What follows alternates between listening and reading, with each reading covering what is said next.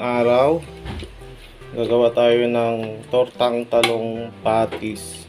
Ilagan natin tong talong at dudurugin lang natin ito.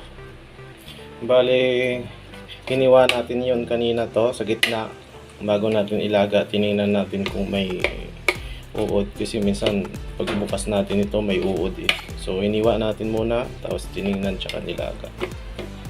Ilagay na natin yung bawang, sibuyas. Sa Korean, yang pa ito eh. Yang pa. Yan. Din cheese. Carne narte.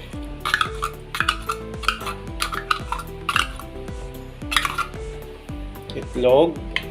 Yan. Nilagyan na natin ng konting asin yung itlog. Ito naman ay breadcrumbs. Ito naman ay paminta. Ito ay garlic powder, medyo namuuna. Tsaka ito, oyster sauce. Ayan. Pagaluin na lang natin lahat to. Yung ginisa mix. Haluin natin. Lagyan ko ng kunting toyo para hindi tayo maglagay ng asin. Haluin lang natin. Titikman natin kung ano ang lasa para ma-adjust natin.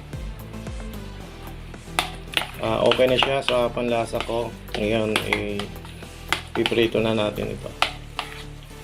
Sobrang init na yung ating mantika.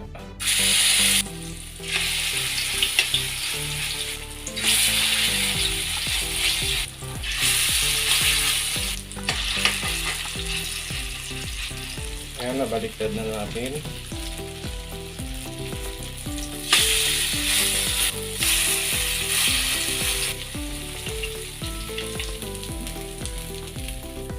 Yan na yung talong natin. Tortang talong, patikman natin.